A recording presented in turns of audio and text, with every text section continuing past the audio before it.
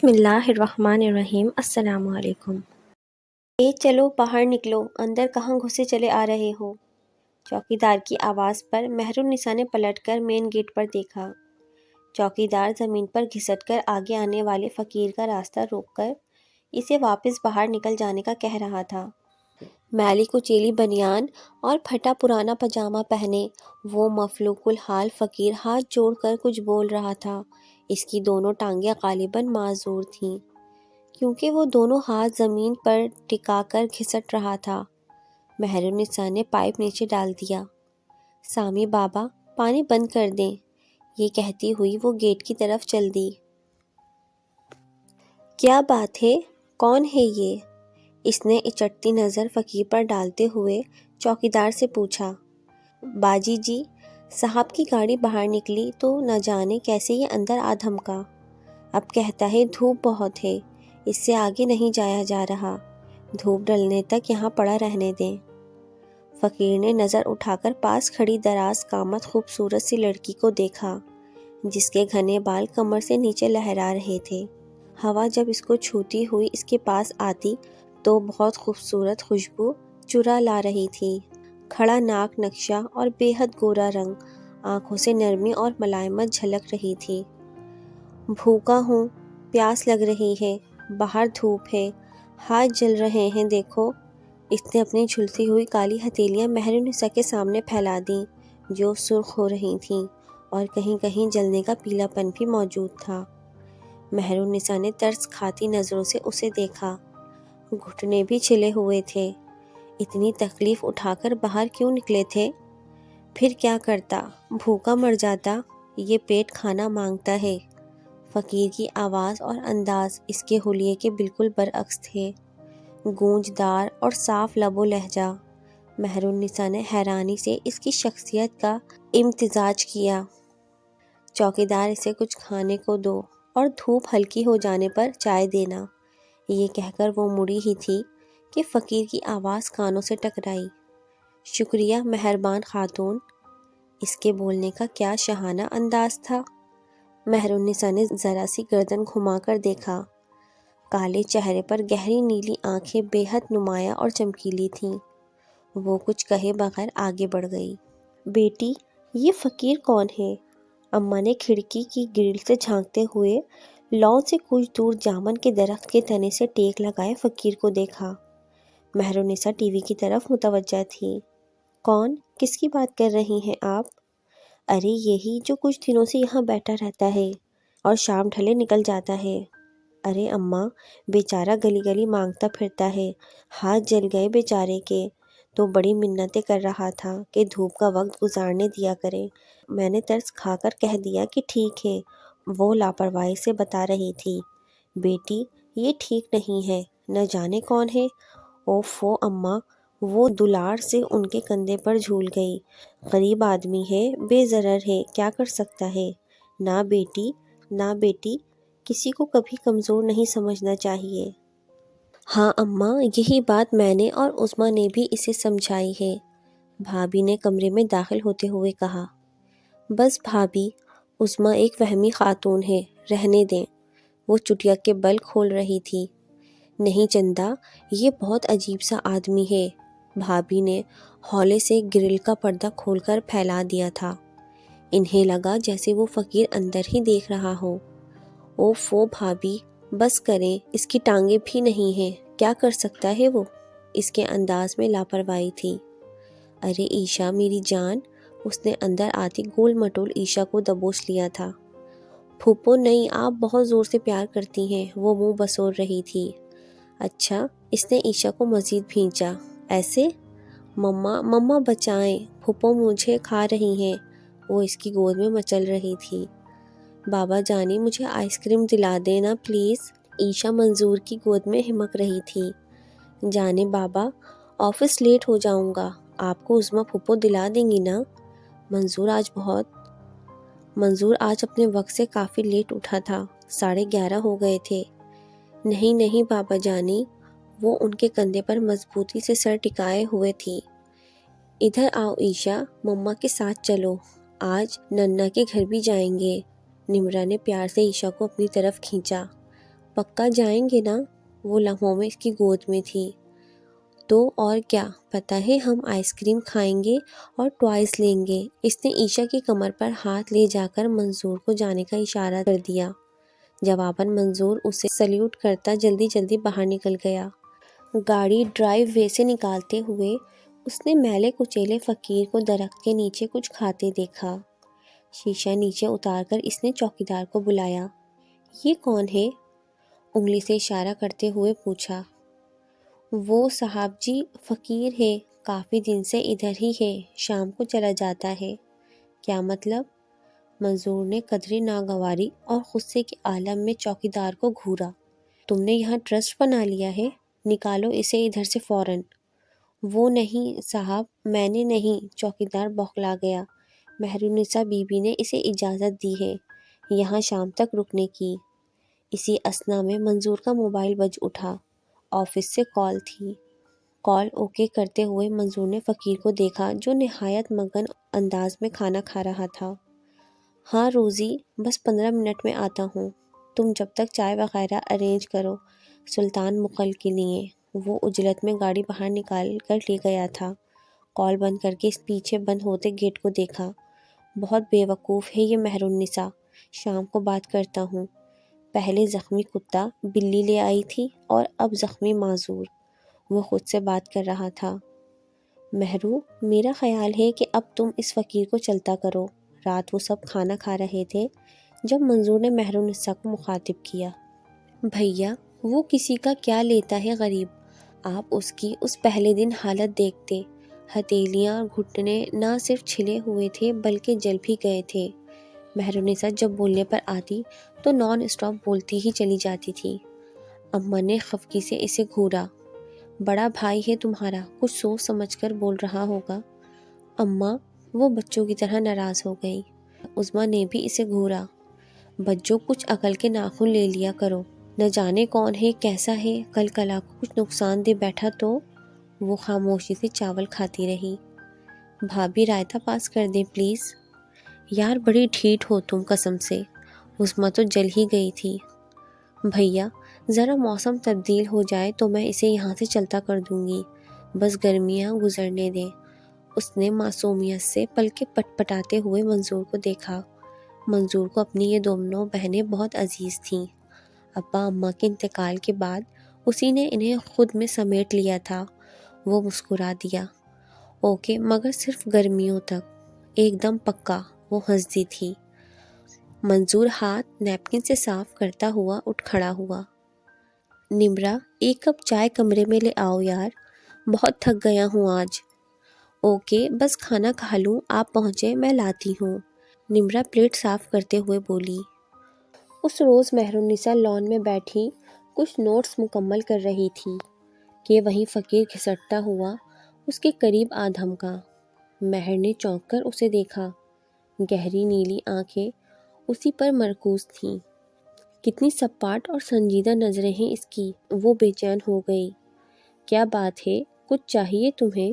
مہر کی آواز کا ترنم اس کے کانوں میں اترا۔ جواباً اس نے گردن ہلا دی۔ کیا چاہیے؟ چوکیدار کو بتا دیا ہوتا۔ نہیں، اس کے بس میں نہیں تھا، جبھی یہاں آپ کے پاس آیا ہوں۔ مہر ہمیشہ کی طرح اس کی آواز میں الجھنے لگی۔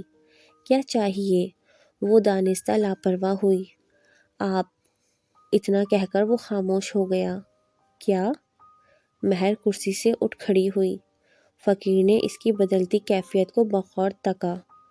آپ مجھے اپنے بھائی کی قمیض دے سکتی ہیں؟ اس نے اپنی میلی پھٹتی ہوئی قمیض کی طرف اشارہ کیا۔ یہ بہت پھٹ گئی ہے۔ مہر نے سکون کا سانس لیا۔ احمق آدمی، وہ دل ہی دل میں بڑبڑائی۔ کیا آپ مجھے کچھ کہہ رہی ہیں؟ فقیر بہت اطمینان سے اسے دیکھ رہا تھا۔ نہیں تو، وہ گڑبڑا گئی۔ اور آپ کا شکریہ کہ آپ نے مجھے یہاں گرمیاں ختم ہونے تک کی اجازت دلا دی۔ کس قدر خوبصورت آواز ہے اس فقیر کی، بولتا ہے تو دل چاہتا ہے کہ… آپ کیا چاہتی ہیں؟ وہ اس کے بالکل سامنے آ گیا۔ نہیں، مہرالنساء نے حیرانی سے آنکھیں پھیلائیں۔ کیا مطلب؟ میں تمہیں کپڑے بھجوا دیتی ہوں ماسی کے ہاتھ۔ وہ کتابیں اٹھائے بغیر تیز تیز قدموں سے اندر جا رہی تھی۔ فقیر کے چہرے پر مسکراہٹ نمودار ہو گئی۔ اب گھر والے بھی کافی مطمئن تھے۔ مہینہ ہونے کو آیا تھا، مگر اس فقیر نے کوئی ایسی حرکت نہیں کی تھی جس پر وہ اس پر توجہ رکھتے، بلکہ اب تو نمرہ اور کبھی کبھی عظمیٰ بھی کھانے کے لیے اسے کچھ نہ کچھ بھیج دیا کرتی تھیں۔ وہ فقیر جب تک بیٹھا رہتا یا تو خلاؤں میں نظریں مرکوز رکھتا یا آنکھیں بند کیے کچھ بڑبڑاتا رہتا۔ ایک حیران کن بات یہ ہوئی تھی کہ منصور کا بزنس بہت تیزی سے اوپر جانے لگا تھا۔ اب وہ ایک مشہور صنعت کار کی حیثیت سے پہچانا جانے لگا تھا۔ عظمیٰ کے لیے بھی ایک بے حد امیر و کبیر گھرانے کا رشتہ آ گیا تھا۔ ان کے گھریلو حالات مزید بہتر سے بہتر ہوتے جا رہے تھے۔ اماں بھی اس فقیر کا خیال رکھنے لگی تھیں۔ مگر ایک رات مہرالنساء نہایت گھبرائی ہوئی اماں کے کمرے میں آ گئی۔ اماں جانی، کیا میں آپ کے پاس سو جاؤں؟ وہ بہت ہراساں تھی۔ ہاں بٹیا، آ جاؤ۔ وہ پیچھے کو ہٹ گئی اور مہرالنساء ان کے ساتھ دبک کر سو گئی۔ رات کو کیا ہو گیا تھا مہرو؟ صبح ناشتہ کرتے ہوئے انہیں رات کی بات یاد آئی۔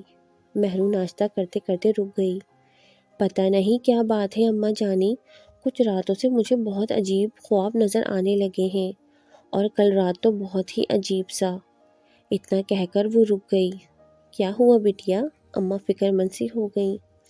کچھ نہیں اماں جانی، بس بہت ڈراؤنا خواب تھا، اسی لیے آپ کے کمرے میں آ گئی تھی۔ وہ مسکرا دی۔ اچھا اماں جانی، بس میں نکلتی ہوں، آج اسائنمنٹ جمع کروانا ہے۔ وہ ان کے ماتھے کو چومتی ہوئی باہر نکل گئی۔ مہرالنساء مستقل اس کالی بلی کے بارے میں سوچ رہی تھی جو متواتر اس کے خوابوں میں دکھائی دے رہی تھی۔ اس خواب نے اسے کوفت میں مبتلا کر دیا تھا۔ یہ بلی کبھی اس کے پیروں میں لوٹا کرتی تھی تو کبھی اس کی ہتھیلیاں چاٹا کرتی تھی۔ خواب کی حد تک تو درست تھا، مگر کل رات یہ کیفیات اتنی اوریجنل تھی کہ آنکھ کھلنے کے بعد بھی اس بلی کا ملائم وجود اسے خود سے قریب محسوس ہوتا رہا تھا، اور کمرے میں کسی کی موجودگی کا احساس اتنا قوی تھا کہ وہ خوفزدہ ہو کر اماں جانی کے کمرے میں چلی آئی تھی۔ کیا بات ہے مہرالنساء؟ اس کی پروفیسر حمیدہ خاتون نے اسے مستقل کن پٹیاں دباتے پوچھ لیا تھا۔ کچھ نہیں میڈم، آئی ایم فائن۔ وہ زبردستی مسکرائی۔ وہ بغور اس کا چہرہ دیکھتی رہیں۔ کچھ تو تھا جو انہیں بھی ڈسٹرب کر گیا۔ مہرالنساء قابل ترین اسٹوڈنٹس میں شمار کی جاتی تھی۔ اگر کچھ ہے تو آپ مجھ سے شیئر کر سکتی ہیں، وہ نرمی سے مسکرائیں۔ شیور میڈم، وہ سر جھٹکتی اٹھ کھڑی ہوئی۔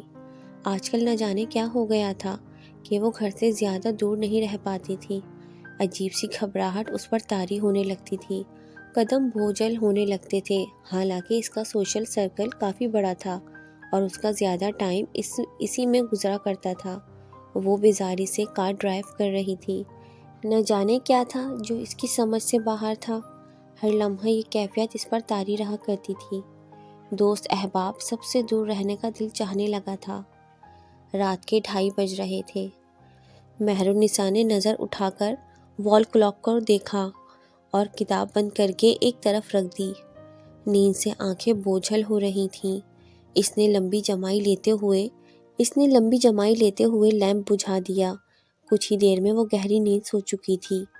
کمرے میں مکمل اندھیرا اور خاموشی تھی۔ تبھی کمرے میں نیلی روشنی آنے لگی تھی جو آہستہ آہستہ مہرالنساء کے چہرے پر چھا رہی تھی۔ مہرالنساء کے چہرے کے تاثرات بدل رہے تھے۔ مہرالنساء، تم مجھے بہت اچھی لگتی ہو۔ آواز مانوس سی تھی۔ میں تم سے بہت محبت کرنے لگا ہوں۔ کیا تم میری ہونا چاہو گی؟ آواز میں عجیب سا سحر تھا۔ ہر طرف آواز گونج رہی تھی۔ مگر میں تمہیں نہیں جانتی، اور تم کون ہو؟ بلی اس کے پیروں میں بیٹھی اسے تک رہی تھی۔ کیا تمہارے لیے یہ کافی نہیں کہ میں تمہیں بہت چاہتا ہوں، بہت محبت کرتا ہوں؟ آواز کا تلسم بڑھ رہا تھا۔ مہرالنساء کو یہ سب کچھ بہت غیر فطری، نامانوس مگر بہت اچھا لگ رہا تھا۔ وہ جو کوئی بھی تھا اسے چاہتا تھا۔ یہ تمہارے لیے۔ بڑے بڑے نگینوں سے جگمگاتی انگوٹھی اس کے پاس تھی۔ اسے پہن لو۔ مہرالنساء، یہ میری محبت کا حصار ہے جو ہمیشہ تمہارے ارد گرد قائم رہے گا۔ آواز میں خوشی تھی، مان تھا۔ یہ خود پہناؤ گے مجھے؟ مہرالنساء دھیرے سے بولی۔ ہاں، کیوں نہیں؟ لمحوں میں انگوٹھی مہرالنساء کے ہاتھ میں جگمگا رہی تھی۔ مہرالنساء نے دھیرے سے کروٹ لی۔ حد سے زیادہ ٹھنڈک کا احساس تھا جس کی وجہ سے اس کی آنکھ کھل گئی تھی۔ کمرے میں سناٹے کا راج تھا، مگر سرہانے چنبیلی کی کلیاں مسکرا رہی تھیں۔ وہ حیران سی اٹھ بیٹھی۔ یہ سب کیا ہو رہا تھا؟ بے ساختہ اس کی نظر اپنے بائیں ہاتھ پر پڑی۔ مخروطی سفید انگلیاں اندھیرے میں چمک رہی تھیں اور تیسری انگلی میں انگوٹھی موجود تھی۔ مہرالنساء نے حیرانی سے اسے چھوا اور اسے چوم کر مسکرا دی۔ آنکھیں پھر بوچھل سی ہو رہی تھیں۔ How pretty! عظمیٰ نے مہرالنساء کی انگلی میں جگمگاتی انگوٹھی دیکھی۔ یہ کس نے دی ہے مہرو؟ مہرالنساء جو کہ گیلے بالوں کو انگلیوں سے سلجھا رہی تھی مسکرا دی۔ یہ بہت خاص انسان نے دی ہے۔ مطلب؟ عظمیٰ نے اسے حیرت سے دیکھا۔ اوہو، پریشان مت ہو، وقت آنے پر سب بتا دوں گی۔ عظمیٰ کو اس کی مسکراہٹ بہت عجیب لگی تھی۔ مہرالنساء کا چہرہ چمک رہا تھا۔ آنکھیں تو خیر ہمیشہ سے خوبصورت تھیں، مگر اب بہت روشن لگ رہی تھیں۔ مہرو، تم کسی غلط آدمی کا انتخاب مت کر لینا۔ بھیا اور اماں کا مان مت توڑ دینا۔ عظمیٰ نے اس کا ہاتھ تھاما۔ ایسا کچھ نہیں ہے عظمیٰ۔ مہرالنساء نے محبت سے اس کے ہاتھ کی پشت تھپتھپائی تھی۔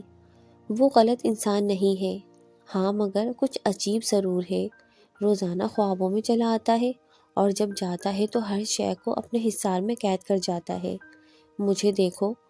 وہ عظمیٰ کے عین سامنے آ گئی۔ چہرہ تپ رہا تھا۔ میں بھی اس کے حصار میں ہوں۔ وہ سرگوشی میں بول رہی تھی۔ آنکھیں گلابی ہو رہی تھیں۔ عظمیٰ، مجھے اس کی عادت ہو گئی ہے۔ روزانہ رات میں جب تک اس سے بات نہ کر لوں مجھے سکون نہیں ملتا۔ جانتی ہو، وہ میرے سونے کا انتظار کرتا ہے اور جب میں سو جاتی ہوں تو چپکے سے میرے پاس آ جاتا ہے۔ وہ جیسے نیند میں بول رہی تھی۔ عظمیٰ کو تو وہ بہت عجیب لگی۔ ارے مہرو، کیا ہوا ہے تمہیں؟ عظمیٰ نے اسے بازوؤں سے پکڑ کر جھنجھوڑ ڈالا۔ کیا اول فول بک رہی ہو؟ وہ کافی تیز لہجے میں بولی۔ اور اتارو اسے، نہ جانے کہاں سے پہن کر آ گئی ہو۔ اس نے تیزی سے مہرالنساء کی انگلی سے وہ انگوٹھی اتار پھینکی۔ لمحوں کے لمحوں سب تبدیل ہو گیا تھا۔ مہرالنساء نے غرا کر عظمیٰ کو گھورا اور تھپڑ کھینچ مارا۔ اس کی آنکھیں سرخ اور انگارہ ہو رہی تھیں۔ تیری ہمت کس طرح ہوئی؟ تو ہوتی کون ہے؟ اس کی آواز بدلتی جا رہی تھی۔ عظمیٰ سکتے کی حالت میں اسے دیکھ رہی تھی۔ ہم ایک ہو چکے ہیں اور کوئی ہمیں علیحدہ نہیں کر سکتا، کبھی نہیں۔ اس نے عظمیٰ کو دھکا دیا۔ وہ سیدھی ڈریسنگ ٹیبل سے جا ٹکرائی۔ اس کی نظر دروازے پر کھڑی اماں اور بھابھی پر پڑی جو حیرت اور وحشت سے یہ منظر دیکھ رہی تھیں۔ نکل یہاں سے! نازک سی مہرالنساء میں نہ جانے کہاں سے اتنی طاقت امڑ آئی تھی کہ وہ عظمیٰ کو بازو سے کھینچتی ہوئی باہر لے آئی۔ آئندہ تیرے ساتھ کوئی رعایت نہیں برتوں گی۔ اس نے اندر گھس کر دروازہ بند کر لیا تھا۔ اماں اور بھابھی تھر تھر کانپتی عظمیٰ سے لپٹ گئی تھیں۔ اماں، کچھ غلط ہے۔ وہ رو رہی تھی۔ مہرالنساء وہ نہیں رہی۔ منظور کافی فکر مندی سے سب سن رہا تھا۔ چہرے پر تناؤ کی کیفیت ابھر آئی تھی۔ مجھے یہ سب کسی اور مخلوق کی کارستانی لگتی ہے۔ اماں نے منصور کو بغور دیکھا تھا۔ یہ کسی عام انسان کا معاملہ نہیں ہے۔ نمرا نے بھی اماں کی ہاں میں ہاں ملائی۔ ہاں مانی، یہ سب میں نے بھی دیکھا ہے۔ ضرور کچھ اور ہے۔ ابھی وہ لوگ باتیں کر ہی رہے تھے کہ مہرالنساء کمرے میں داخل ہوئی۔ میں نے بلا ارادہ اسے دیکھا۔ وہ عام دنوں سے زیادہ نکھری ہوئی اور خوبصورت لگ رہی تھی۔ لمبے سیاہ بال کمر سے نیچے لہرا رہے تھے۔ ہیلو، کیا بات ہے؟ وہ مسکراتی ہوئی منصور کے بازو سے چپک گئی۔ بھیا، مجھے آپ سے بات کرنی ہے۔ ہاں چندہ، بولو۔ وہ جبراً مسکرایا۔ میں سب کے سامنے آپ سے بات کرنا چاہتی ہوں۔ وہ نہایت پر اعتماد انداز میں منظور سے بات کر رہی تھی۔ اماں، عظمیٰ اور نمرا نے چونکے انداز میں اسے دیکھا۔ بھیا، میں کسی کو پسند کرتی ہوں۔ پسند نہیں بلکہ مجھے اس سے محبت ہے، شدید اور بے اختیار محبت۔ وہ جیسے کسی ٹرانس میں بول رہی تھی۔ مجھے اس کو آپ سب سے ملوانا ہے۔ اور ملوانے کا مطلب آپ بخوبی جانتے ہیں نا، مجھے اس سے شادی کرنی ہے۔ یہ کیا بول رہی ہو مہرو؟ اماں نے اسے گھرکا۔ یہ کیسی بات ہے؟ جس انسان کا نہ عطا نہ پتہ، ہم کیسے تمہیں اسے سونپ دیں؟ کیوں نہیں سونپ سکتے؟ وہ اٹھ کھڑی ہوئی۔ سونپنا پڑے گا، کیونکہ میں اسے اپنا آپ سونپ چکی ہوں۔ عظمیٰ اور نمرہ پتھر کی مورت بنے اسے گھور رہے تھے۔ یہ وہ مہرو نہیں تھی۔ تمیز سے بات کرو مہر النساء، منصور صرف تمہارا بھائی ہی نہیں، باپ برابر ہے۔ اماں اب غصے میں آ چکی تھیں، جواباً وہ سرد نظروں سے اسے گھور رہی تھیں۔ منظور نے اماں کا ہاتھ دبایا۔ ٹھیک ہے گڑیا، مجھے اس سے ملواؤ۔ ہاں ضرور، وہ منظور کی طرف مڑی۔ وہ کل صبح اس پتے پر آپ سے ملے گا۔ کیا مطلب؟ منظور نے اسے حیرانی سے دیکھا۔ وہ یہاں نہیں آئے گا؟ نہیں، آپ جائیں گے اور ضرور جائیں گے۔ وہ اتنا کہہ کر باہر نکل گئی۔ اماں غصے اور افسوس کی کیفیت میں گھری ہوئی اٹھ کھڑی ہوئیں، جبکہ نمرہ اور عظمیٰ حیران تھیں۔ صبح ناشتے کی ٹیبل پر سب خاموشی سے ناشتہ کر رہے تھے۔ ہنستا بستا گھرانہ یاس کی تصویر بن گیا تھا۔ بھیا، مہر النساء نے چائے کا کپ اٹھاتے منصور کو مخاطب کیا۔ اس نے آج 11 بجے آپ کو بلایا ہے اور آپ اکیلے جائیں گے، کسی اور کو نہیں لے کر جائیں گے۔ اماں حیرت اور افسوس سے اپنی خوبصورت بیٹی کو دیکھ رہی تھیں۔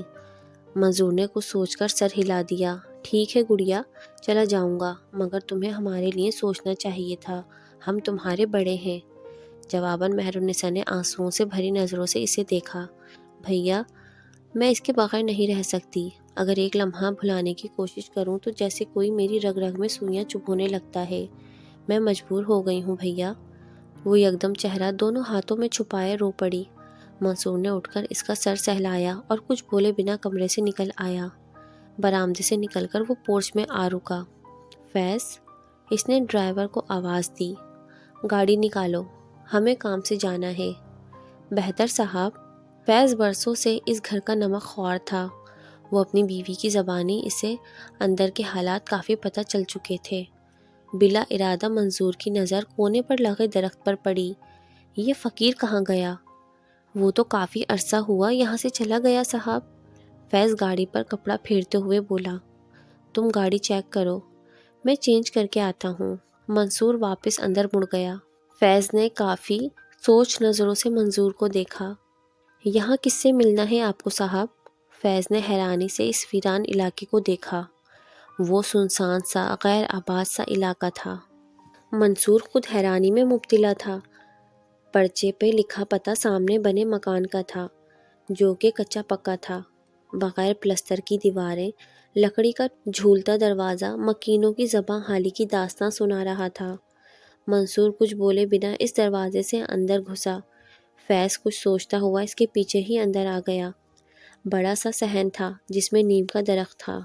سامنے ایک کمرہ تھا جس پر میلا سا پردہ لٹک رہا تھا۔ اندر آ جائیں، اندر سے مردانہ آواز نے پکارا جو کافی مہذب تھی۔ منصور نے حیرانی سے فیض کو دیکھا۔ فیض کو یہ آواز کافی مانوس سی لگی۔ دونوں نیم اندھیرے کمرے میں داخل ہو گئے۔ اندر داخل ہوتے ہی حیرت کا پہاڑ تھا جو ان دونوں پر ٹوٹا۔ سامنے معذور فقیر بیٹھا مسکرا رہا تھا۔ اس کی نیلی آنکھیں چمک رہی تھیں اور سفید دانت نمایاں تھے۔ تم؟ منصور نے نہایت غصے سے اسے گھورا۔ تو یہ تم ہو؟ ہاں منظور صاحب، یہ میں ہوں جس سے مہر النساء محبت کرتی ہے۔ وہ پرسکون انداز میں مسکرایا تھا۔ تیری یہ جرت؟ مارے غصے کے منظور کا برا حال تھا۔ اپنی حالت اور اوقات بھول گیا تو؟ 2 ٹکے کا معذور فقیر۔ منظور سے کچھ بولا ہی نہیں جا رہا تھا۔ اوقات میں نہیں، مہر النساء بھول گئی ہے۔ وہ میرے ساتھ رہنا چاہتی ہیں، وہ بتدریج پرسکون انداز میں بول رہا تھا۔ اور میری اوقات بدل جائے گی جب میں کروڑ پتی منصور کاخانی کا بہنوئی بنوں گا۔ فیض سے اب صبر نہیں ہوا تھا۔ وہ اس پر بری طرح پھٹ پڑا تھا۔ دونوں ٹانگوں سے معذور انسان کس طرح اس کا مقابلہ کرتا؟ اس اچانک حملے نے اسے کچھ کرنے کا موقع نہیں دیا تھا۔ فیض اسے بری طرح مار رہا تھا۔ فیض نے تیش میں آ کر پاس کھڑی کانچ کی بوتل توڑ کر اس سے فقیر کو بری طرح لہو لہان کر دیا تھا۔ یا خدا، یہ مہرالنساء کے کمرے میں کیسی آوازیں آ رہی ہیں؟ عظمیٰ نمرہ ہولتی ہوئی بھاگی تھیں۔ اندر سے یوں آوازیں آ رہی تھیں جیسے کوئی مہرالنساء کو بری طرح پیٹ رہا ہو۔ اماں بھی ہولتی بھاگتی آئی تھیں۔ دونوں نے دروازے کو دھکا دے کر کھولا۔ مہرالنساء بیڈ پر لہو لہان تھی۔ عظمیٰ نے بھاگ کر اس کو سہارا دے کر اٹھایا۔ وہ نیم بے ہوش تھی۔ ہاتھوں پر بازوؤں پر جا بجا کھروچیں تھیں۔ آنکھ کے نیچے نیل تھا جبکہ ماتھے سے خون رس رہا تھا جیسے کسی نے نوکیلی چیز سے اسے خوب مارا ہو۔ اوہ میرے رب، رحم فرما! کمزور سی اماں اس کی حالت دیکھ کر رو پڑیں۔ عظمیٰ بھاگ کر گاڑی نکالو، منصور کو فون کرو، ہری اپ! نمرہ نے بے حال ہوتی مہر کو سنبھالا۔ نفیسہ، نفیسہ! عظمیٰ نے دروازے سے لگی حیران ہوتی نفیسہ کو پکارا۔ تم اماں اور بی بی کو دیکھنا، ہم اسے ہاسپٹل لے جا رہے ہیں۔ جی باجی جی۔ وہ اماں کے قریب آ گئی جو کہ مسلسل آنسو بہا رہی تھیں۔ گاڑی نکال لی ہے چھوٹی بیگم صاحبہ، چوکیدار نے ہال سے آواز لگائی۔ وہ دونوں بے ہوش مہرالنساء کو سنبھالتی پوچھ تک آ گئی تھیں۔ گاڑی میں بیٹھنے کے بعد عظمیٰ نے منصور کو کال ملائی۔ بھیا جلدی جنرل ہسپتال آ جائیں، مہر کی طبیعت خراب ہو گئی ہے۔ منصور حیرت اور پریشانی سے پڑی نیم بے ہوش مہر کو دیکھ رہا تھا۔ اسے ٹھیک اسی جگہ چوٹیں لگی تھیں جہاں جہاں فیض نے فقیر کو مارا تھا۔ فیض بھی کچھ دیر یہ سب سکتے کی حالت میں دیکھتا رہا، پھر باہر نکل گیا۔ ہسپتال کے لان میں وہ پریشانی سے ٹہل رہا تھا۔ وہ ان سب سے بے حد محبت کرتا تھا اور آج وہ سب پریشان تھے تو فیض بھی ان کا درد محسوس کر رہا تھا۔ کاش میں اپنے پیارے مالکوں کے لیے کچھ کر پاتا۔